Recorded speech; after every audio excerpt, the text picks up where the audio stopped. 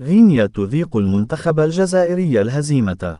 تعرض المنتخب الجزائري للخسارة على أرضه أمام نظيره الغيني بحصة 1-2 مساء يوم الخميس ضمن منافسات الجولة الثالثة بالمجموعة السابعة بتصفيات إفريقيا المؤهلة لكأس العالم 2026 المرتقبة نهائيتها في أمريكا والمكسيك وكندا. ورفع منتخب غينيا رصيده إلى 6 نقاط ليحتل المركز الثاني بفارق الأهداف فقط خلف منتخب الجزائر الذي فرط بهذه النتيجة في فرصة الانفراد بصدارة المجموعة.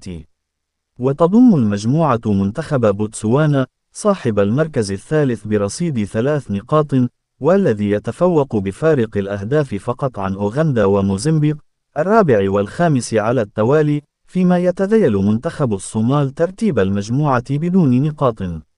وتقدم منتخب غينيا عن طريق مورلي سيلا في الدقيقة 5، وبعد ذلك بدقيقتين سجل زميله ياسر بلدي هدفا للمنتخب الجزائري بالخطأ في مرماه.